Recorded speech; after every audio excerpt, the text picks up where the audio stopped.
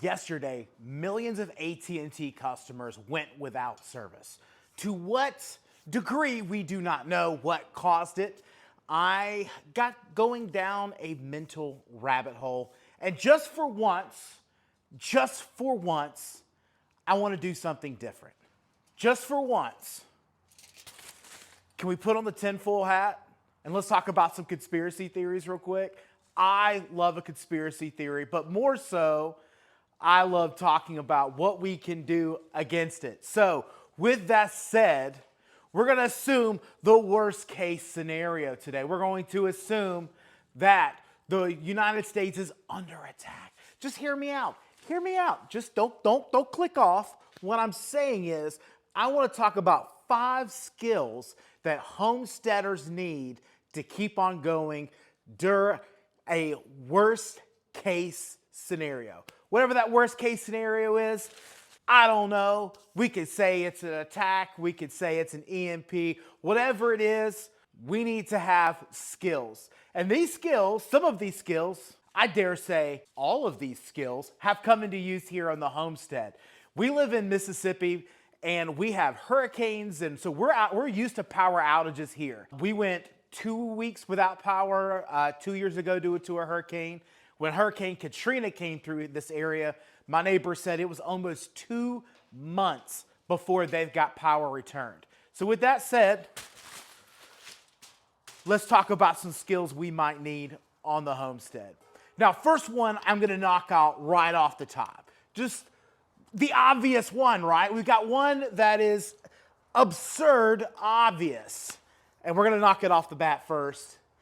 What is that? That's, of course, gun skills. I'm not going to discredit gun skills, whether you're pro 2A, anti 2A, blah, blah, blah, blah, blah. Hear me out. Hear me out. Gun skills will be important.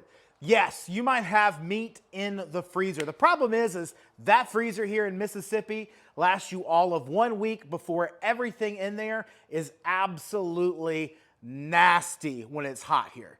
So that freezer might sound great, but you won't be able to replenish it. You can use it up quick, which is what we did, but that doesn't mean you're gonna have access to that ability during a worst case scenario. So having gun skills allows us to go out, hunt what we need. And yes, all of you people who are like, I won't need to hunt. I'll barter and I'll trade. That won't matter. That won't matter. You're gonna sound just like that. That won't matter in a worst case scenario. So hear me out. We'll need to hunt. Here in Mississippi, we have deer, we have boar. There might be bear somewhere. I believe technically there's a bear here. I've never seen a bear here, but there's probably bear here, probably up north. The bears can smell the menstruation. And so we have squirrels, possums, raccoons, things that can be hunted. Not exactly my flavor profile. I eat it, but it's not exactly my thing. But we have opportunity to hunt here and replenish what we have, which is super important. Where that gun obviously will also come into play is self-defense. Yes, self-defense will be an absolute importance during a worst case scenario. But maybe you are anti-2A. You don't want to have a whole lot of firearms. You don't want to have all of that there. Well, what are you going to need to do? One, live on a hope and a prayer that nobody's going to attack you. But ultimately, you need to make sure that you live in a community that's going to be able to help you. The next thing that homesteaders bring to the table is healthcare.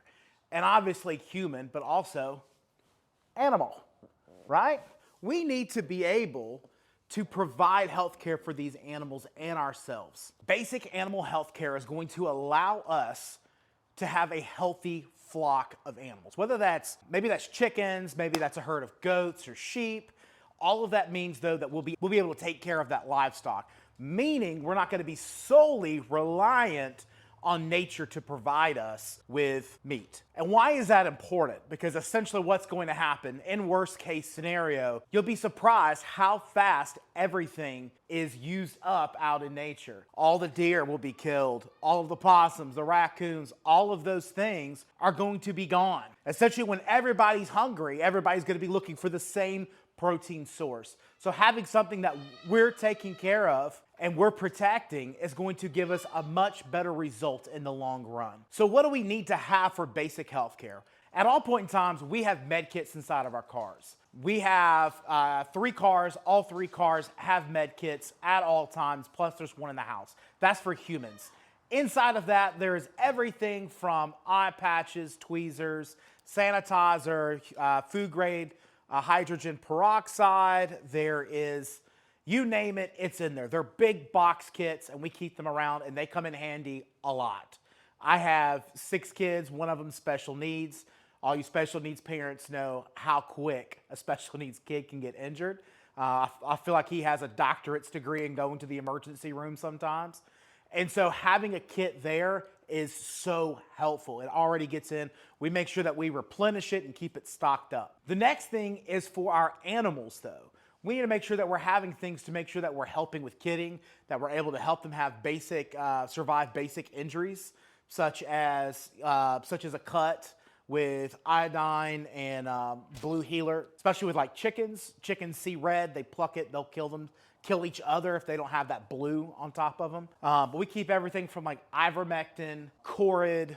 We keep a good supply of all that. That way we can always be protected here. Again, it's just basic animal health care to prevent worms, to prevent whatever. You'll always find gloves. You're always going to be able to find a couple of syringes to be able to help out. So again, keep a good supply of medical supplies around you, not just for human, but for your animals. When you need it, you're just absolutely upset when you don't have it. We're in the middle of lambing season, so having these health supplies around is absolutely mandatory. The third skill that homesteaders bring to the table in a worst case scenario, seed saving.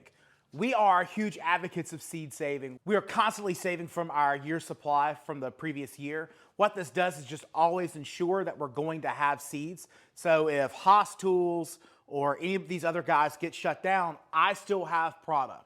And that's kind of happened to us where Haas Tools doesn't get shut down, but he might not have the bean that I like the next year. And so we're able to have a certain supply of Chinese red beans. We had these long python beans that were amazing that are not being found right now on the market. So if you know somewhere, make sure you put a link down below for me. So seed saving is a great opportunity where we can benefit ourselves and the community around us. You're gonna be surprised at how fast that meat disappears from out there in those woods. All that raccoons, and I know I keep saying raccoons and possums, and I can hear you. I can hear you. Ew, I'm not gonna eat that. The fact is, when you get hungry, you're gonna be absolutely amazed at the things that you'll shove in your face. And so to help with those things to shove in your face, you're gonna need things like seeds to help grow vegetables to be able to provide better. What it does is it provides a longer, consistent growing season. You're gonna have more consistent food for yourself and not be reliant on others. Because in this worst case scenario, obviously, grocery stores are gone, the convenience stores are closed. And we saw this during COVID. We know that this is a massive possibility in our food system. When technology is shut down, these massive corporations cannot function and they cannot deliver food. In case you're wondering why I keep looking down, we have 15 puppies in the barn with me making an absolute mess, but they're so adorable. They're so adorable. Subscribe to this video. My food will taste better. That's bribery. That's probably not good. But seed saving will be the best opportunity for us to provide for a community on a large scale.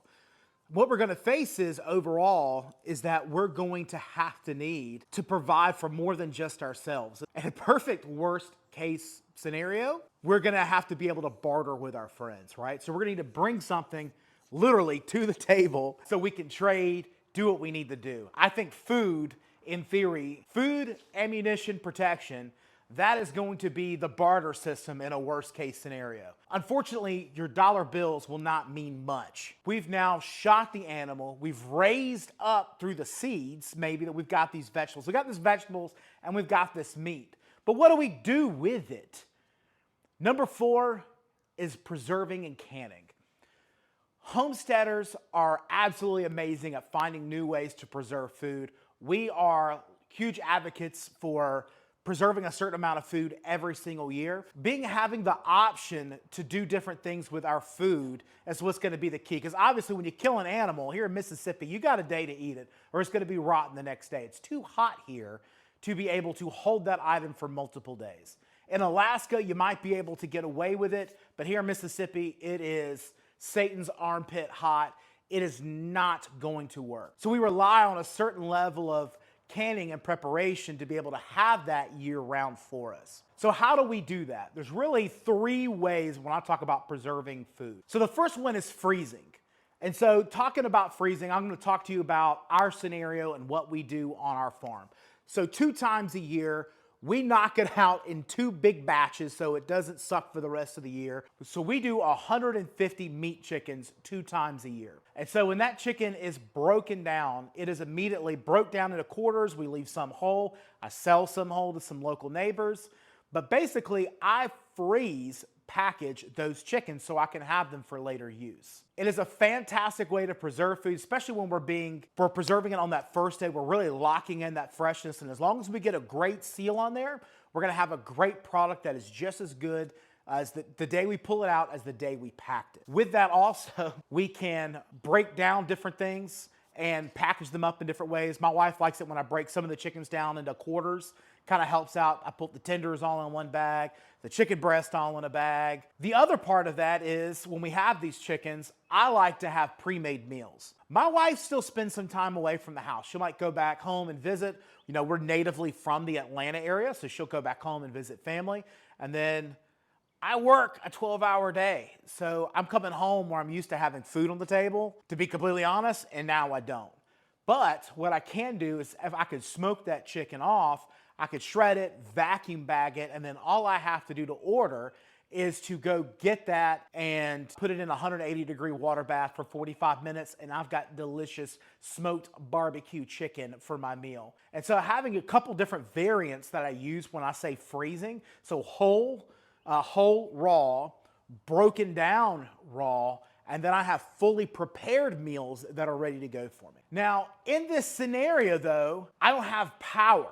I don't have electricity, right? So now I'm also maybe relying on a generator though to keep this process going.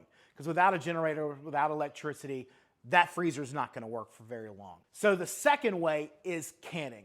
We do a lot of canning in mason jars. This allows us to, again, year round, it's gonna stay good in that can for 2 to 3 years safely. So often, again, talking about the chickens that we break down, we'll take some of that chicken and then we'll either roast it or boil it because we'll be making stock anyways from it. And so we'll take that, shred it up, put it in the mason jar, pour that stock back over it, can that up. So again, all I gotta do is dump and go for a nice, delicious soup or shredded chicken for quesadillas, whatever I might need them to be. The third way to preserve meat is dehydrating. Now, I'll be the first one to admit that's not something that I dabble a whole lot with. I don't particularly enjoy a lot of dehydrated things. We might dehydrate some apples or some pears and some things that we just couldn't get. We don't have room in the freezers for, and we don't want to use up our cans for. So we do dabble a little bit, but I know things like beef jerky would go a long way in a worst case scenario. Jerky and dehydrated meat has been the forefront of homesteaders since the 1800s. When they were moving out west, they had salt cured meats that gave them protein as they moved west. So I'm not gonna discredit that. It's just not something that I currently do.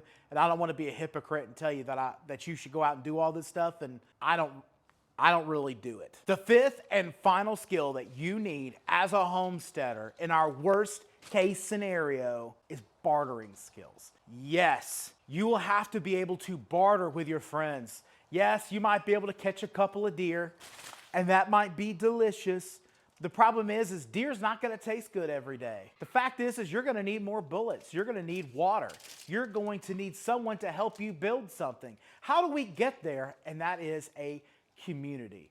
And that is one of the most important things on why I love the homestead community and why I'm here. So if you're here also to be a part of the community, make sure you hit the subscribe button down below. We're here to build a community of like-minded homesteaders who are here to grow and learn together. Bartering to me, I believe, will be one of the most important skills that we will possess. So bartering will be key for us. It's kind of like going to a swap meet. Hey, I've got chickens, tomatoes, and lettuce. Oh, you've got eggs, grain, and water. Let's trade for what we have so we can switch things out.